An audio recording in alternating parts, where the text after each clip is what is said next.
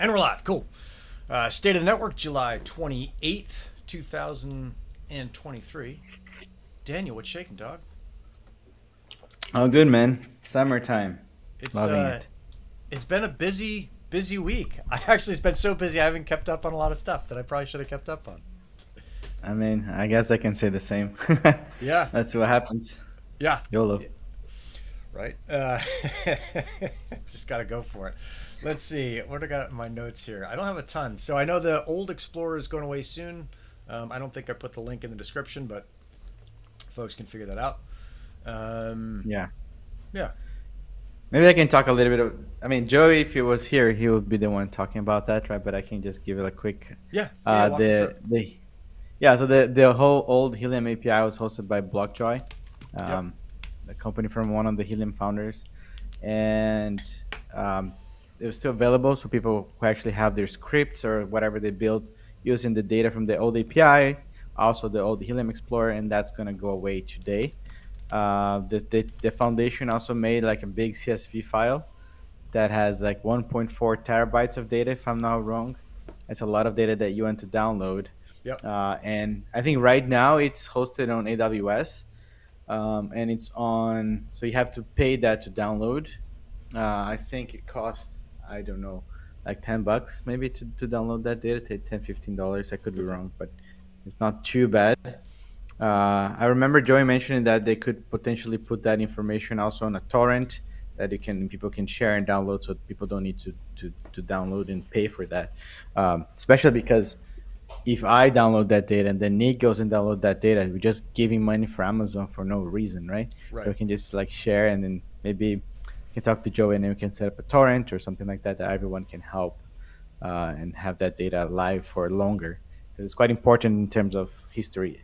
I mean, we at Hotspot, of course, we have that on our system, because then if you go to the Explorer or Helium Explorer on Hotspot, you have the whole history of everything that happened since the genesis of the blockchain. But yeah, I think that's the update.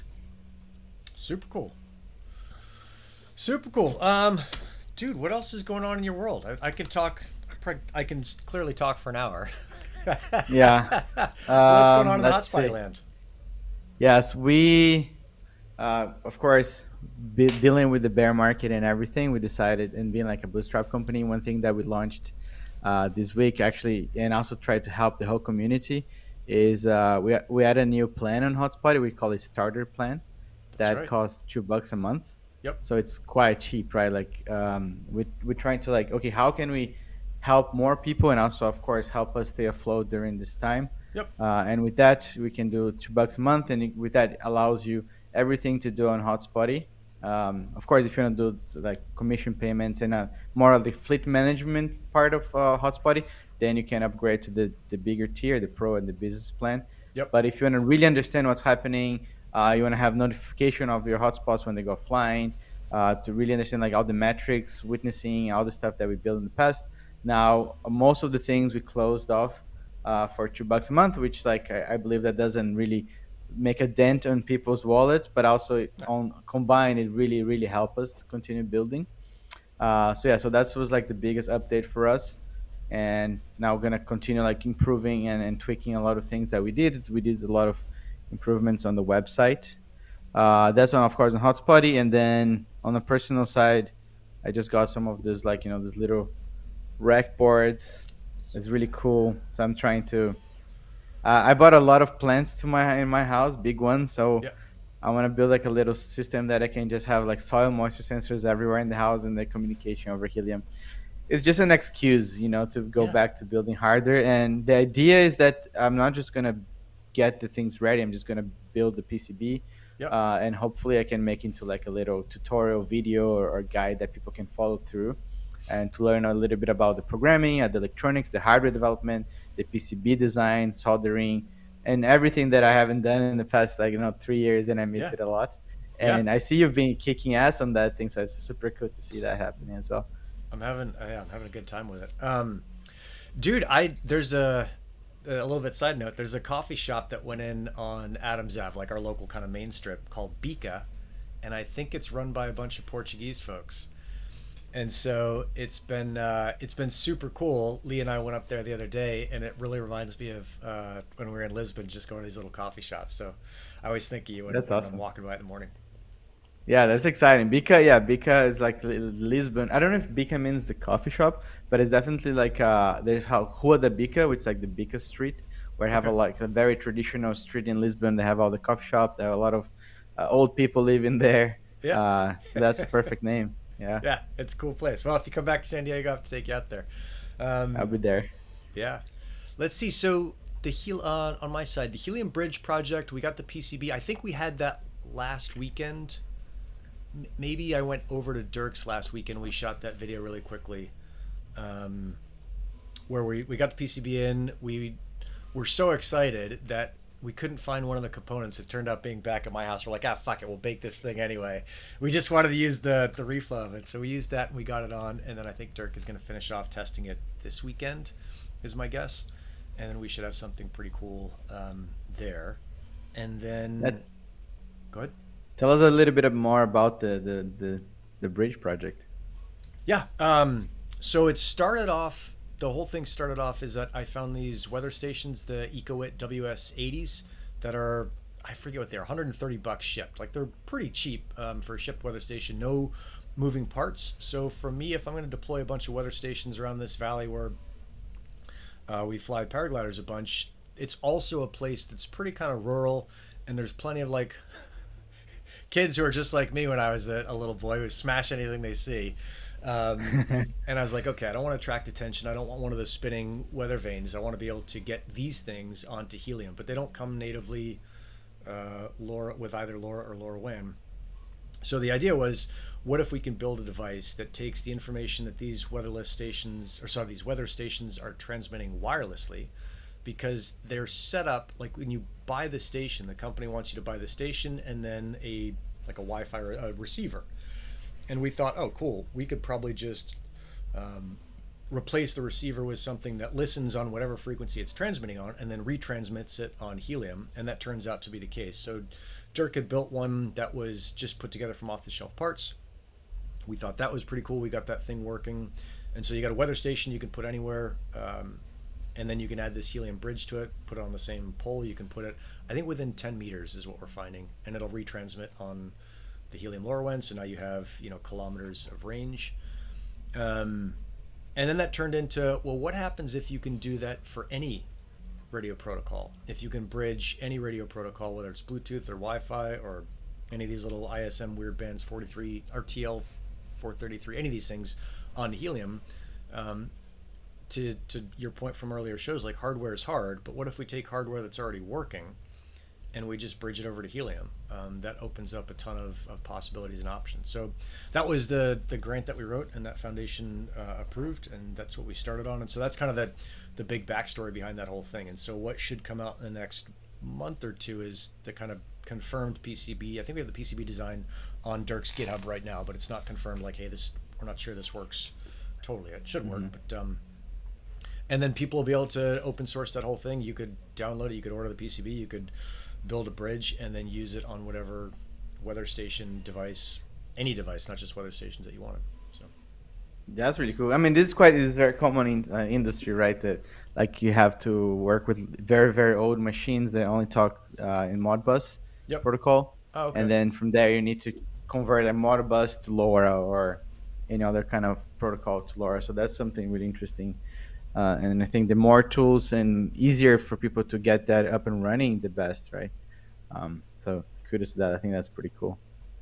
Siegfried's asking, does one of you two have your dishwasher on? No, I have my 3D printer running though, so that's Oh, I have my probably it. fan here. Yeah, it's probably my printer. I'm not hearing anything, but it. Yeah, I me don't have neither. it cranked But up. maybe is it better? Yeah, I'm Okay. cranking it up, so it's. I don't hear anything. I think we're. I mean, we'll see. I'm not going to turn my printer off. So I've been printing these. So I had. So let's see, to another project that isn't on helium yet, but I think pretty clearly will be, is this VO2 Max mask. We've talked about that in other shows. I don't know if you're on the last show, but do you remember this? Have we talked about this, Daniel? No. Okay. So for athletes, crazy athletes want to measure everything, triathletes in particular, but most athletes now who are into any kind of technology and in anything other than like the dirtbag sports like running or climbing, um, they want to do something to measure their output. So their heart rate, their breathing rate, their whatever. One of those measurements is VO2, which is the volume of oxygen that you're exhaling. And if you know that, that allows you to basically calculate how hard you're working and also how hard you could possibly work. And so right now, VO2 for most folks is a way just to like brag at a dinner party, because the testing part of it is really difficult.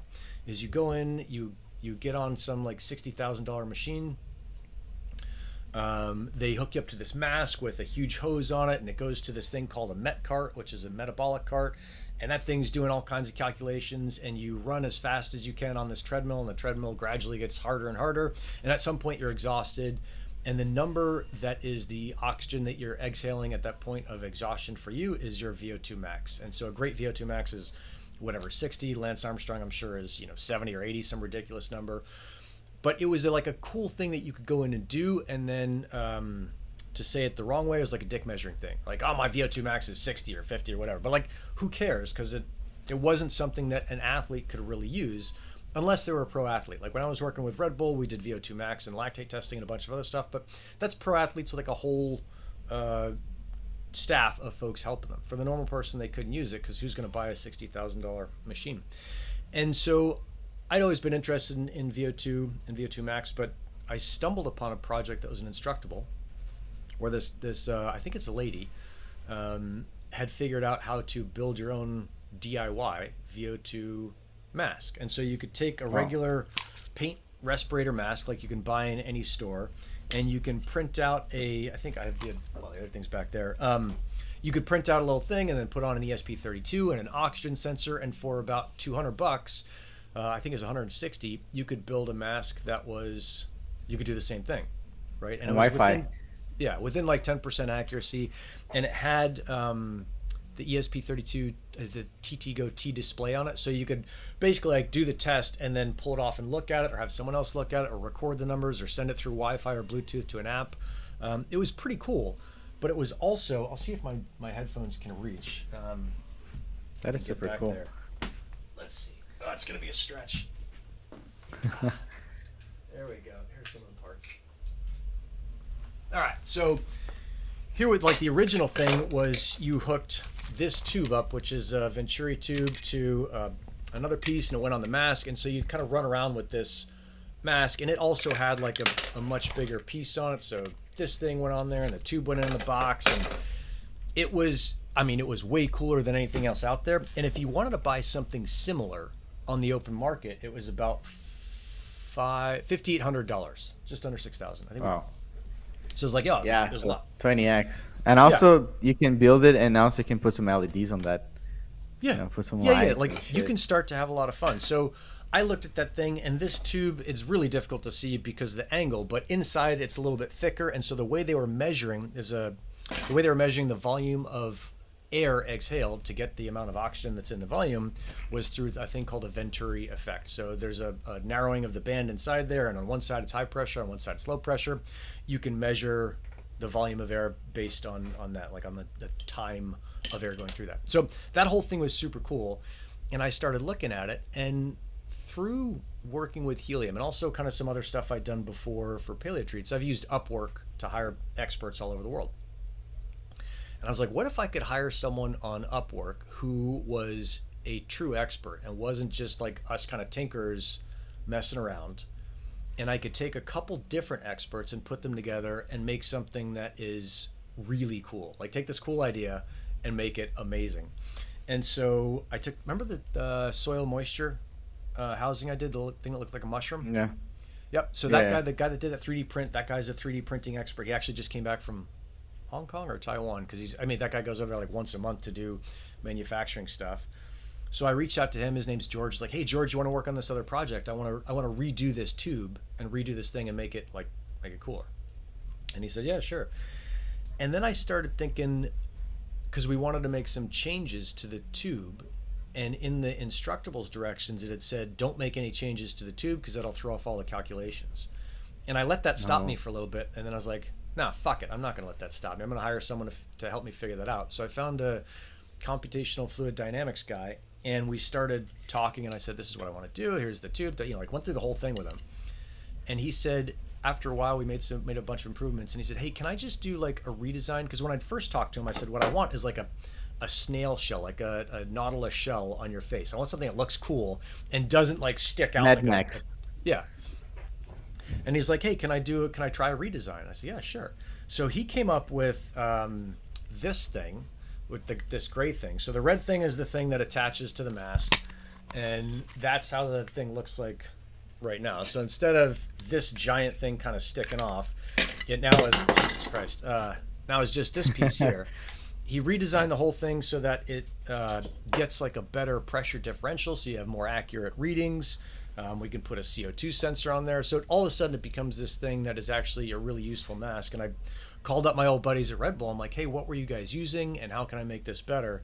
And this project has totally become like this, I don't know, like open source tinkerers project where we're making something awesome. And I think Nikki, Red Sky Raccoon, who's on here today, has been working on the ESP32 stuff, and the plan is to take that, instead of transmitting over Wi-Fi or Bluetooth, to go and transmit it over helium, because then you can be out running in the mountains and someone, back home can be like, hey, you're working too hard, because that's what you can do with VO2 is it will measure really exactly, really precisely where you are in your what kind of energy you're burning. Are you burning carbs? Are you burning fat? Like, are you down to nothing where you're eating up your muscle? Yeah, it's amazing. It can do like some sort of like expansion card or something like similar to the flipper that you can attach a GPS on that, for example, right? Because if you Yeah. want to run, you can send that in the VO2 information along with the coordinates. I think that's gonna be really cool. Yeah, it ends up being super cool, because once you have, once they're a couple $100, I was talking to another buddy of mine who works with a bunch of collegiate, like athletic teams, football teams, stuff like that. Instead of them spending even $5 or $6 on a device, they can spend $200. Have their science department or whatever build them, and now they've got something where all 10 people or 20 people can be running sprints, and like, hey, Billy's hitting max, like let's pull him back. Tommy's not even close, Sally's not even close, like let's push them further. And you start to be able to do stuff in real time with athletes that really changes their training volume. And when you come down to training volume and athletes, like that's one of the big things that makes a difference. So yeah, super Yeah, cool kind no, of nerdy I stuff. think it's gonna be really interesting. Like also, one team can, instead of having one, they can have 20 of those devices, right? Because that can really up to improve that. Yeah, I mean, make it a nice GitHub page for this whole project, or maybe even like its own website. Yeah, Uh, yeah, yeah. I'll drop the Git link in the chat here in a second. Siegfried's asking, are you going to attend Helium House Amsterdam? I'm planning on it, but I haven't bought tickets. I haven't really done anything other than say like, oh, I should probably go. Same. Yeah. Yeah. Yeah, I realized this week that my Italian passport is expired and my Italian ID is expired. Okay. Um, so like if I don't know how easy for me to travel right now. Actually, I'm traveling next Tuesday to Italy to try to renew my passports and my IDs, so I can move around freely without having to be like, kicked out of Europe, I guess. Um, Okay. but yeah, Helium House definitely on the plan. Um, I'm still trying to figure out like what, because I'd like to give it a talk about something interesting. Yeah. I'm just trying to figure out what could be the angle there, and see how it's going to play out, and also participate of the breakout, right? This London breakpoint. Yeah. Um, and then I think after Solana breakpoint is a little. There's going to be ETH Lisbon. It's going to be like a pretty big Ethereum conference here in Lisbon, and there's a chance that we may do some DPing event as well. So make sure that you guys, if you want to come to Amsterdam, then maybe Nick, you can also. You're already in Europe, right? Might as well just jump in Lisbon again for a few days. Yeah. Let's see. There's nothing in the plans yet. We're just like starting this Yeah. initiative. So let's see. I may end up taking 2 trips over there this year, because there's another event in Istanbul in mid-November, Dev Connect, Hmm. that we've been working with a couple. Max and I've been working with a couple. My Max, not your Max, have been working with a couple companies talking about like a deep in event there, and so I think it's Yeah, Yeah, one of the things that I'm actually interested because you talk to a bunch of different companies in this space as well. Is I'm yeah, seeing yeah. a lot of interest in these deep in events. Are you seeing the same thing? Are you kind of hearing the same thing across the space? Yeah, it's been really interesting. I was in ETH Paris like 2 3 weeks ago. Mm-hmm. There was like a real world event, the same one that happened in ETH Denver Mm-hmm. in the beginning of the year. Yep. My feeling is that people are getting excited again, like slowly. Yeah. Something that takes time. Like a lot of people are getting like, okay, it seems like the we're probably hit bottom already in the market. Now things are people are getting more hopeful, more exciting, more excitement happening, and the deep in space can slowly take like grow with that. I think it's very. I mean, this is very personal, of course, but I think that the next cycle can be very focused on deep in. Yeah. Another place that I'm thinking I'm going is Token 2049, which is like a crypto conference in Singapore, Oh, cool. and they're gonna have a lot of deeping stuff there as well. Because I would say that I don't know, China, Hong Kong, and Singapore can be like the core of deeping because they're so close from China and the manufacturing and everything, Yeah. right? Yeah. Um, so yeah, let's see. I haven't, like you said, I haven't bought tickets yet, but I think Breakpoint, Token 2049, and ETH Lisbon. I think that's on my roadmap at least for near future. Yeah. Ooh, token. Um, Yeah, I'll check that out because I think the other thing is, and this will just kind of put me as firmly as an American, is that it seems pretty clear to me talking all these projects that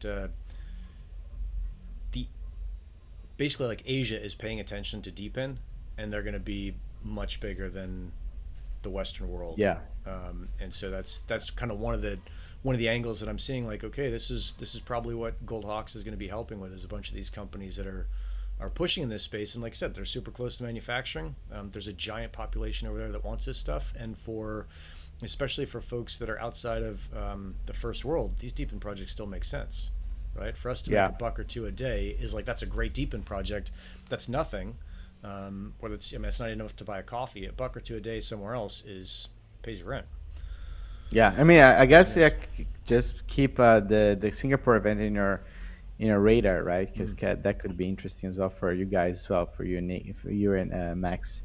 Yeah. Because like you said, I think there's many projects that we don't know about, or they're starting Yeah. in China and they probably, and then Chinese people, they of course they speak the language. Sometimes they don't even come to the West Yeah. until much later on, right? Yeah. Yeah. I see Um, them at the IoTeX events. They'll come by and it's just like, huh, there's a whole world I don't know about. Like, once again, like an ignorant, sheltered American. Yeah, no. So yeah, that's something that we're gonna start Cool. like focusing more on the Deepin DD website, or Yeah. we're probably gonna change the name or not. Let's see. Okay. But that's something that is in our plans, right? To start um, adding fuel to that rocket because we want to really make the Deepin space great, and then that we're finalizing some angles that we're gonna start pushing pretty hard in the next like few weeks. So Yeah, I'm you very guys excited been about doing some that. super cool stuff on just supporting the entire ecosystem. Like, it's a cool play. It's risky because you gotta do something and you gotta get something out there, um, and it costs you to do all this stuff. But man, I'm really impressed with what Hotspotty, or the kind of the company that's currently known as Hotspotty, that who knows what it's going to end up being, Yeah. um, is doing all this supporting stuff, whether it's getting the word out or making sure communities stay together or making sure folks learn from all the lessons you guys learned over the deploying of fleets for Helium. So I'm super excited to work and to take all the projects that Max and I are working with and say, like, hey, how do we integrate with Hotspot? How do we take the lessons you guys have learned, get some business going your Exactly. way, and also leverage Yeah, influence? no, I think our team and your team together, like we really make a dent on the deep in space. Yeah. We all started with Helium. Yeah. I really like Helium as well, but I don't think they're the only project out there that Yeah. deserves some credit.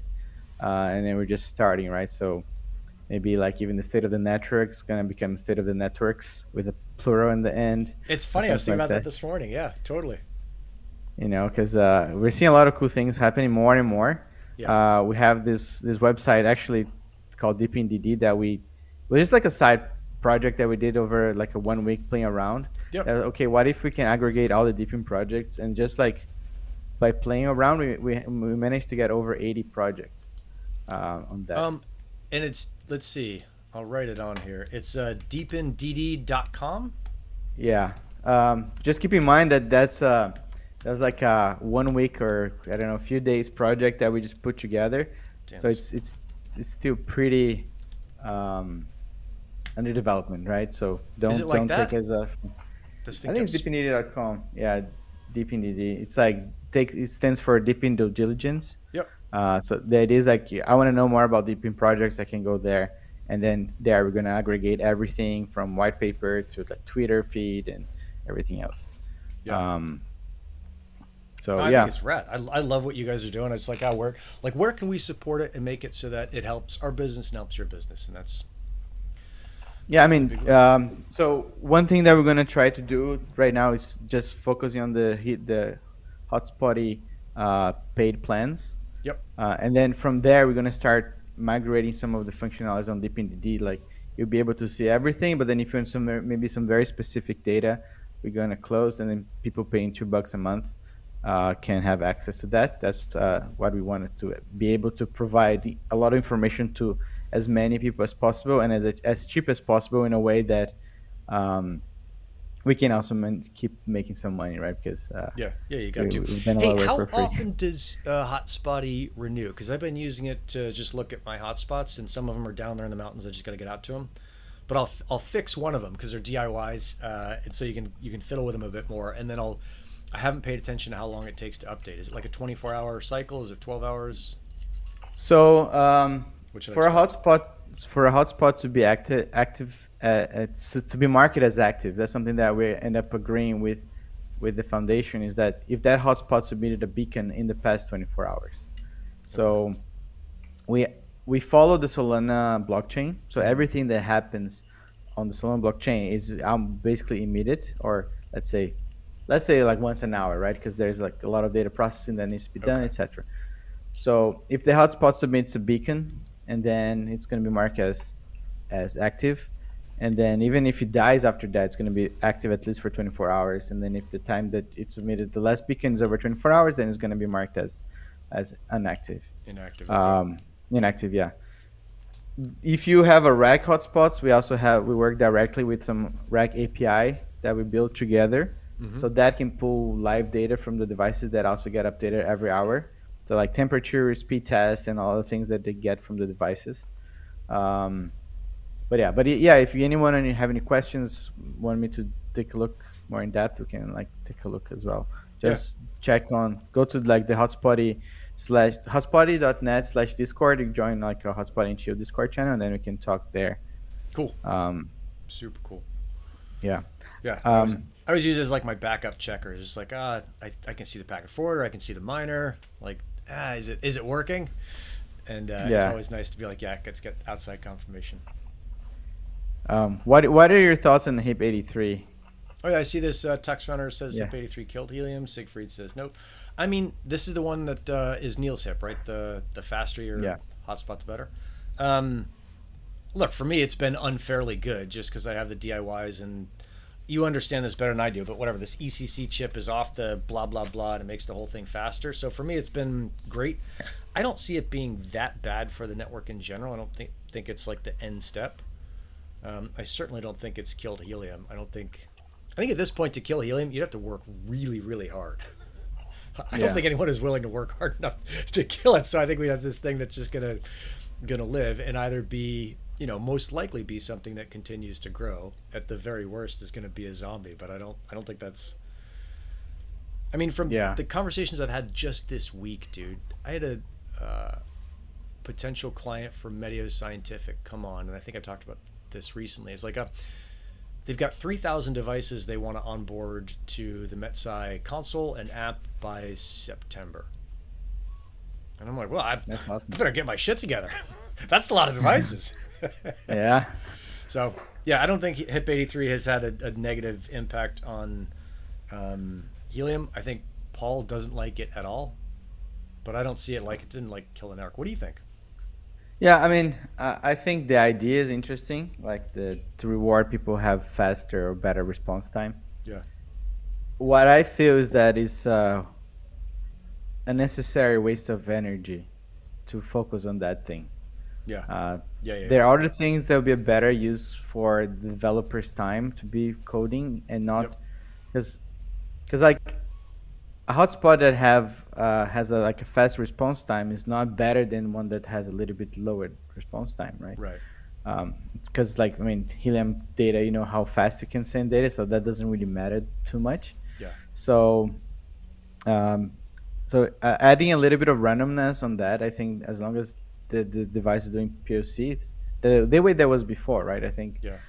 was better, and then developers should be maybe focusing on other stuff than that. Now people are like spending a lot of time like changing the configuration of the hardware, Yeah. just like tweak a little bit to make a little bit more money, and then it's like I think it's Doesn't make like sense. No, no. We got to have unnecessary. some incentives that are that. I mean, really, where the incentives have to go is to make it so that people deploy hotspots everywhere and not just in their homes or in the cities. Like that's where it has to go. Yeah, So yeah, exactly. So I don't think it was very necessary that, but let's see. I think they may cancel that, right? I think maybe, yeah. I'm not following too much, but I think they may No, no. I'm come in the back. same boat. I'm trying to get these devices to work. I had these parking devices I put out. They got, of course, they got run over because they're in the street. They're designed. They're supposed to be designed for that, and one of them cracked. So I wrote the company. I'm like, hey, this thing cracked in 10 days. I know I bought a demo kit, but like, what's up? And they're like, oh, we're so sorry. We're working with a new company. We're aware of the problem. We'll send you out 2 replacements as soon as we have the updated thing. So it's like, oh, that's pretty cool. So I think it's like it's in the hardware is hard category, right? You don't get it right the first time. You don't get your materials science right the first time, and it's always easy to be like, oh, I knew what they should have done. They should have put this extra brace in, or they should have used this different material. But I think for especially for these smaller companies that don't have the resources to test 900 things, you do the best you That's can. in You the get it out field. there. Yeah, Yeah, yeah. you get the Hardware field. takes time, right? Right. Hardware is hard, and then you know, like if you make a PCB and the PCB has an error, you need to send to manufacturing again, Yeah, and so it's a lot of work.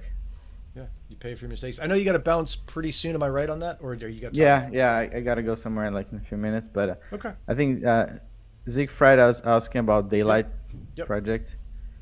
If they're still deep in project, Yeah. What do you think? I th- I think they are right. Like I mean, I I think the token issue, it's mainly because regulatory SEC problems. Yep. Uh, Companies being in the US are getting crushed. So I don't think the SEC is doing a really good job on that front, like to support innovation in the Web3. Yep. I think they're still trying to figure out ways to make it into with the community because have talked with them. Yeah. They still want to have like some sort of explorer map Yep. for the projects, everything. So just the fact that right now they're not having tokens, I wouldn't be surprised if they're trying to figure out what is the legal way that we can do that. Maybe open a company in some other country, and then they're gonna implement that. But right now, I think they're just trying to be careful to not get marked as a security. So I think they still have the DPN hat on, I believe. Yeah. Yeah. It's a good way to say it. They still have their deep in hat on. Yeah.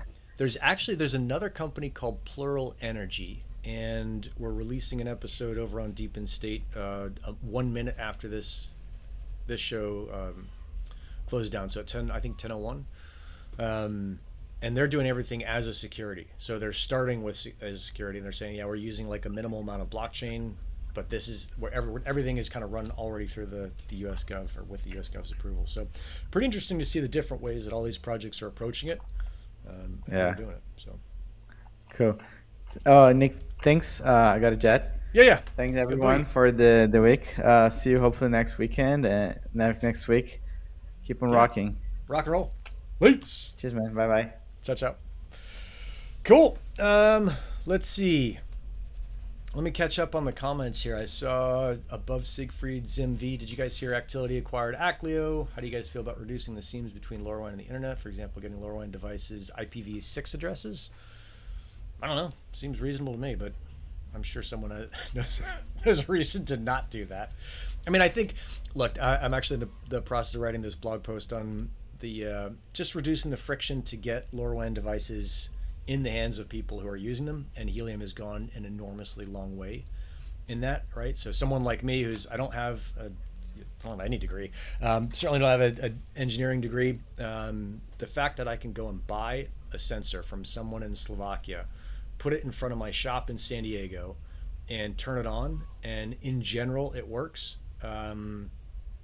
That's pretty amazing, and it works because there's a network that's already there that other people have helped build, and I helped build it. I think that's the kind of friction reduction that we need.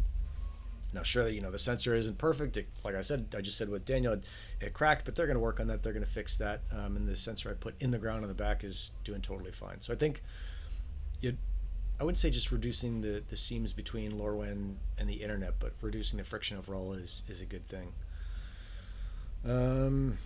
Okay, Gray Hat, I think your idea, let me see if I can bring this up on screen, and I'll catch up with the rest of them. D-pins that map the full electromagnetic spectral fingerprint, 10 to 100 gigs. Yeah, look, here's what I think is going to happen with D-pin, is we are going to see every kind of project that wants any kind of global presence start to consider D-pin as a route to get global coverage. Right, so whether that is the Raspberry Shake thing that we've talked about earlier, measuring earthquakes, whether that's the BirdNet thing that you and I have recently built where you're listening to bird songs locally, I think all of those kinds of things, there is this citizen, like anything that touches citizen science right now, I don't think right now it's fair to say that they're foolish not to consider D-pin, but I think within the next year they will be foolish not to consider D-pin as a way to spread out the coverage that they have. Because ultimately, this is like this giant. What do the fancy people say? Blue ocean or green field? Basically, like it's this untouched giant place to apply the D-pin model to anything. So whether you want to see where birds are, where animals are, where traffic is, we have a thing coming out with 2 blocks pretty soon, where they're doing traffic counting, people counting, like all of these things where you want to gather information about the real world. And I wrote about this, I think, last year on the blog. Like that's what's coming, and that is what the folks that kind of figure out the D-pin thing the fastest are going to kind of grow the most and have the most success with. So yeah, whether it's radio waves, bird song, tracking snakes on Ibiza, that's a super cool project I've heard about. We had Carrie on with Baxis talking about the tracking whiskey temps, like all of these different things. They are either going to be folded into projects like Helium, or they're going to do their own thing. I just noticed we got 9 thumbs up and 20 some people watching. If you guys take a minute, hit that thumbs up button. That's super helpful for the show. I always forget to ask that until the end, but I'd like to get a little bit better about that. Let's see, Ed. I think this was in regards to the HIP-83 thing. Exposed people are prioritizing. Yeah, I think HIP-83 was like a step in the right direction, but it was just like, that's watching someone walk up the stairs and you're like, hey, was the move from stair 7 to stair 8 a big move? It's like, well, it was a move. There's 300 steps in the stairway, so it's not that huge of a move, but it's a move. So, let's see. Can we tear down the broken parking sensors? Yeah, I will. I think I'm going to go pull that one out today. I'll probably pull both of them out, cut them in half because they're going to send out replacements, and we'll do a cool tear down there. I'll make sure they're generally cool with that, but I'll certainly break those apart. I got to do a bunch of teardowns. Ed, I proposed a rough draft of proof of growing coverage mechanic based off data transfer. That's pretty cool. No wallet can have more than 1 hotspot per hex. I don't know about that, dude. Like, what if per hex level, especially Res 5, Res 4, what if you've got a franchise owner? What if someone owns all the whatever McDonald's in a Res 5 gets psyched on Helium? I don't want to stop them from deploying Helium hotspots throughout. So yeah, I think there's a ton of interesting ideas to figure out and to explore, and that's the cool thing that we're going to see going forward. But I think the other piece is like keep an eye on all these other projects that are. What was the other bird one? BirdBot, I think, was one that was looking at doing it. I think they had some. It looks like they had some problems with hardware production, and so I haven't seen much from those guys lately. But all these different projects, like that's where this magic's going to start happening. I also noticed, and this is a little bit different, but I walk my dogs every morning here in San Diego, and San Diego's dog friendly, outdoor friendly, weather friendly, all that stuff. And since COVID hit, people were really nervous about having their dogs meet any other dogs. And I'm sure it's not just my dogs, right? So before COVID, it would always be like, hey, he's friendly, can they meet? And then COVID hit, and people were super worried about that. And I'm just now noticing in the last week that people on my dog walks, who I've seen for years, same people, same dogs, all that same stuff, they're like, hey, he's friendly, can they meet? Like, I think we're starting to see a little bit of a change, not just in COVID, but in reconnecting these kind of physical communities. And I think that is one of kind of many bellwethers that we need to say, like, I think the economy might be changing a little bit. Now, I could be totally wrong on that, so don't bet any anything you can't afford to lose. But what I'm seeing as I talk to all these different projects is that lots of them are building, lots of them are laying the fundament to be super successful in the next year or two, and everybody's just hanging out waiting for that thing to change. I don't know that we're at the bottom yet, but we're probably pretty close to it, and we'll push through it. So smash the like and wear chainmail gloves. Yeah, I don't think I ever put on chainmail gloves, so they'd be heavy. I do have, I should grab it one time. I've got this sword that I was given for some work I did a while ago, and when they gave me this sword, at the time I had a buddy who's a really good blacksmith, and kind of turned up his nose at most of the stuff that came out, and I was like, hey dude, these students that I had just gave me this sword, like, check this thing out, it just looks cool. And he picked it up and he's like, dude, this was made by someone who knew what they were doing. Like, this is an exceptional piece of work, and this is what, swords were like. And he's way into the role-playing stuff. What do they call it? Some of you guys will know this. Like, you go out in a grassy field and you pretend to be in a battle in the Middle Ages, but he's way into making all the props for that stuff. And man, when I picked that sword up, and every so often I pick it up, and Leah's like, "What the fuck are you doing, running around the house naked with a sword?" But I'm walking through the rooms just like waving it around. It's like, that thing's fucking heavy. Those guys who fought with swords in the Middle Ages must have been super strong to sling this thing around and cut people's heads off and slice their arms off and hit chainmail. So, I think it's SCA, right? The SCA or something else. It's a funny thing. I remember the guy telling me about some of the battles they'd have, and he helped build this catapult. And the thing that the catapult would launch was, they took a fishing net and they filled it with tennis balls. So it was like 6 feet across, this giant ball, but it was set up so that even if it got launched across the field and hit you, it still wouldn't kill a person. It'd knock you over when it wouldn't kill you. Yeah, there's that, like that whole world is full of hilarious wild shit. Oh, I need parking gloves for the sensor teardown. Yeah, because last time I did a teardown, I immediately cut myself. Let's see, the parking sensor in the back is working on the blog post for that. I should have that written and published today, just kind of the catch up on that. And I think the parking sensor thing is a really big deal.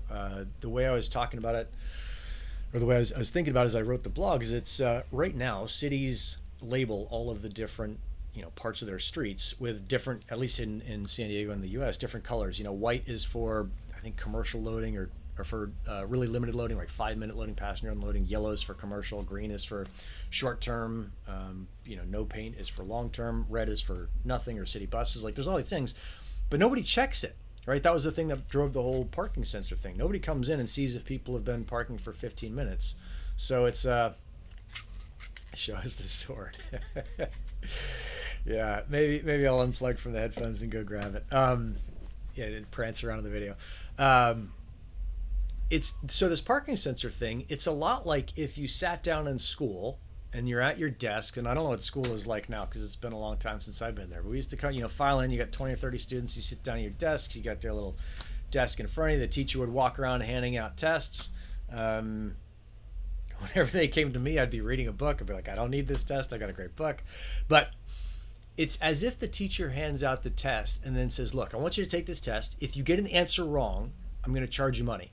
But when you're done taking the test, instead of turning it in so I can grade it, I want you to crumple it up and throw it in the waste bin from wherever you are. See if you can make a basket. I'm going to take a nap while you take the test.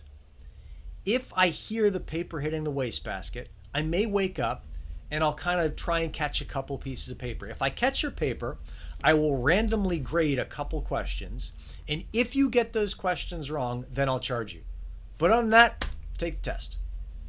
And that's what like parking enforcement, parking is like in general, is that cities, governments have no idea if parking is being used correctly, if it's useful to have a 15-minute versus a 2-hour, or commercial loading, or passenger loading or unloading. Like, nobody knows what the fuck is going on. And so that's the thing that I think Helium can help with, is it's made it super easy for a city to say we don't need to add in extra coverage. We can have citizens put in coverage right now if they want, like I've done. We can put in coverage as it gets cheaper and cheaper to buy these sensors, especially you're buying them at scale. They're going to get down to, you know, reasonably cheap for a city. And all of a sudden we can grade every test automatically. And on the one hand, I know some of you are like, I don't want to get dinged for parking, you know, 16 minutes in a 15-minute zone. But it's like, well, then vote and change the laws. Like, those are the laws that we've decided to have. Let's see what happens when we start to enforce them. And then also say, like, wait, it's stupid to have a 15-minute zone if you need a 2-hour zone, or vice versa. Let's make sure that we're kind of following the rules together and doing it in an automated way and learning about what's going on. I mean, maybe there's like a 1-year period where you just track and see what people are doing. You don't ding them on it. You don't send the parking meter person scurrying over to ticket. You just see, are people parking longer than 2 hours, longer than 15 minutes? Are they loading? Are they doing the things that we set this thing up to do, and learn about how a city functions from a vehicle side? And that'll inform a lot of the decisions that come to, like, oh, should we put a bike lane in here? Right? Do we need a bike lane? In San Diego, that's a really contentious thing. This is a super funny thing with bike lanes here in San Diego, is that we got these bike groups that are really loud, and they seem to have a ton of money. They're well funded, and they've put in bike lanes on the main streets.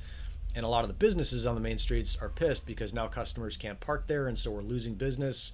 When I talk to other businesses, it's like, oh, since they put the bike lane in, my business has gone down by 20%. And so, you know, you're like, how do these bike people, how are they getting so much money? Maybe it's just that they're triathletes, and triathletes are a group of folks that have money. But it turns out, this is fucking hilarious, that what's actually happening is that the developers who want to put up more housing and they don't want to put in parking are funding the bike groups so that the bike groups can clamor for their bike lanes, so that the developers can then turn around and say to the city, like, hey, we're trying to make a bike friendly city. We shouldn't have to have parking in. Look at all these cyclists, like, they want bike lanes and they're getting them. And so it's this really devious tactic using these cyclist groups, which I'm sure they're happy with to get money and get their bike lanes. But it's, you know, to me, it's like a case of like, well, just follow the money. That's how that shit works. Oh, you guys are off on this SCA and LARPing thing. Yeah. So, yeah, pretty interesting thing. Definitely do not run naked with a sword. Worse than scissors. Yeah, no, I don't think I'll run naked with it. I can just grab it and swing it around. Yeah. So, Ed, to your point of just like seeing what happens with these things is, man, for, you know, I look at the amount of money the city spends on other stuff. They take $100,000. They could figure out the parking thing, certainly in my little neighborhood, and probably the neighborhood next to mine and the neighborhood next to that. And all of a sudden you have a great insight on, is this thing that we set up, in some cases 40, 50, 60 years ago, is it still working? Is it functioning in 2023 the way that we thought it would function when we laid it out in 1963? And my guess is it's not. And I know that I've seen that on our little store, is that when we had 2-hour parking in front of our store, we had customers complain all the time. And once my wife worked with the city to get green 15-minute sections, we have customers parking all the time. We make more money. Like, it's better for our business. So pretty interesting. Yeah. And Siegfried, I mean, to your point, yeah, here's the thing that is, I don't know if anyone can read that. I have to put my glasses on. I can't make these things smaller, bigger. Yeah, so when they go car free, and look, the kind of trend that when they go car free, businesses pick up. So I think that the thing here is, you know, there's a couple arguments. One of the arguments is that Europe is not America, America is not Europe. Is that when you cruise around Europe, some of those cities have been there for thousands of years, and they're set up for people to walk around, right? And so they were set up for people to walk around in. That makes it really easy to bike around in. Vehicles were almost like a temporary imposition on them, and getting vehicles back out is what they're originally designed for. in the States, we're set up to drive around for a lot of these cities. And certainly in the suburbs, you're set up to drive around. And so while it's like this really nice idea to make it so that people can bike, it's also, I mean, there's some distance involved. You don't want to be biking 20 miles to go get milk, or 10 miles to go do this one thing that you only do occasionally.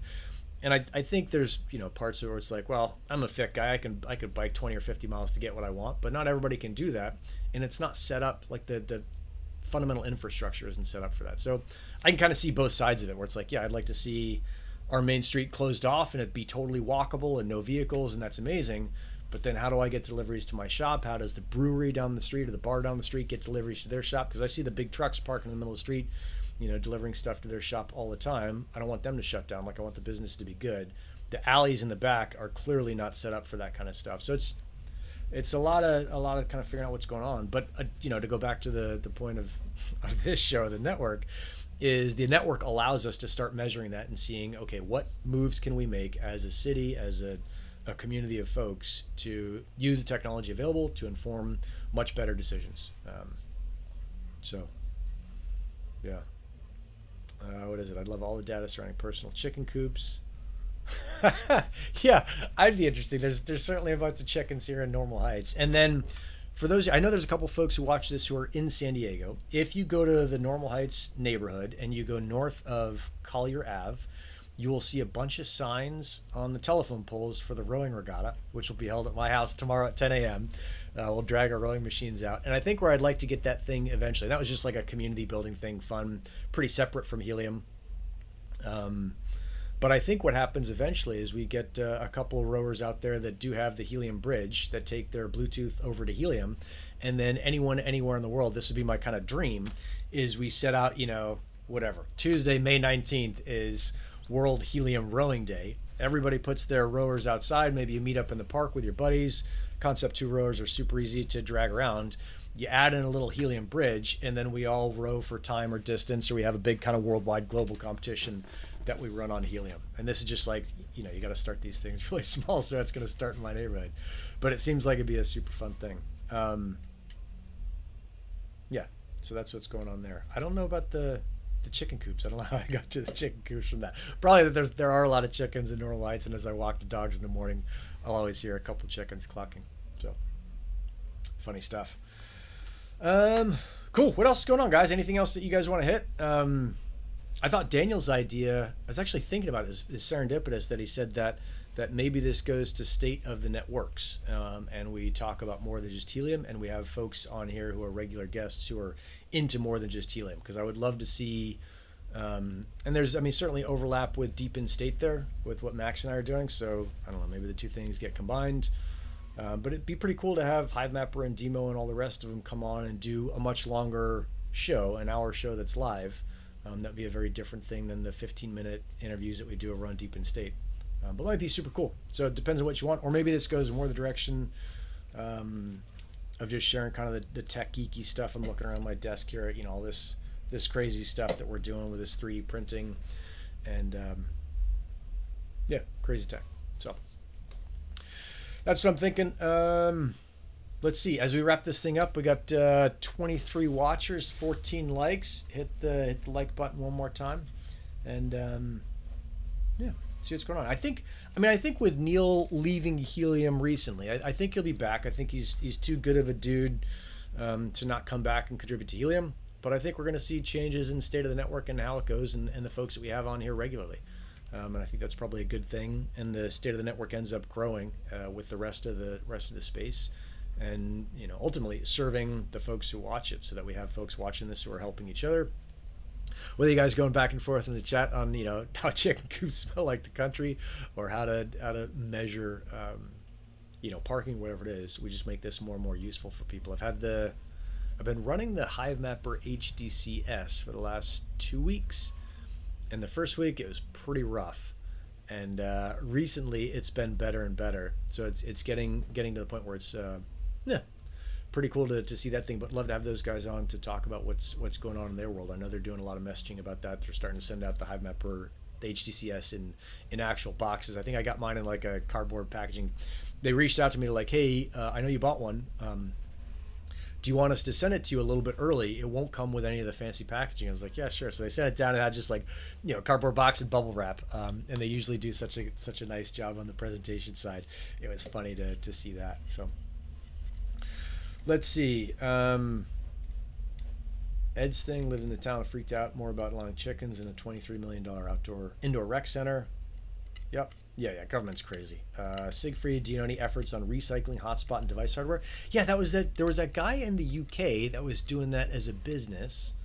I also wonder about e-waste, and I think what's going to happen is I'm going to be a little bit lazy on this, but I'm pretty sure someone is going to come up with a thing, and Neil has talked about this a bunch, where you take the hotspot you have that's running, and you load a bunch more stuff in that Raspberry Pi and get it working at capacity to do something useful, whether that's mining Bitcoin or mining Mysterium, or running 𝗪𝗏𝗀 or separating out different Docker containers, which I think will be too much kind of technical lift for the average person.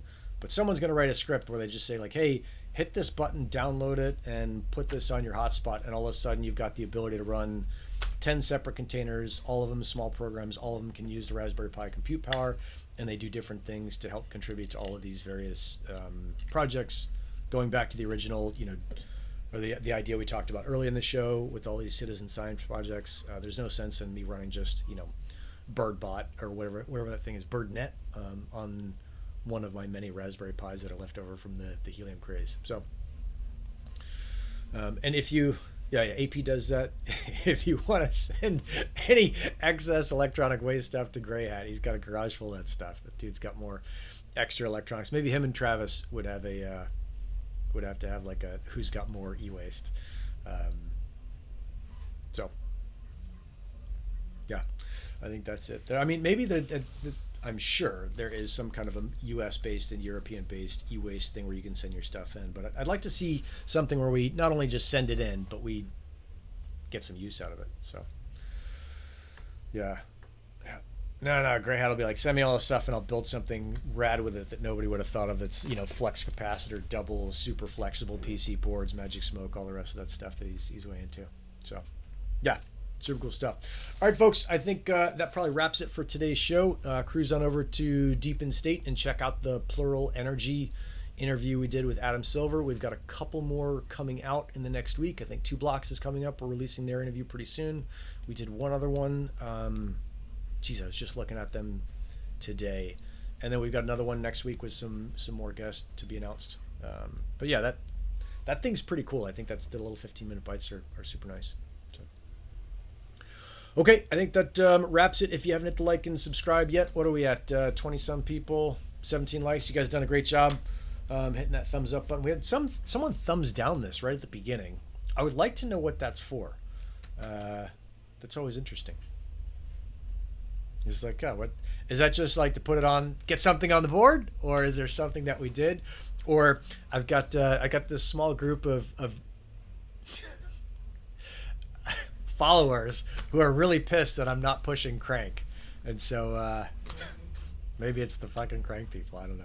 All right, guys, I will see you next week. Rock and roll. I'm out.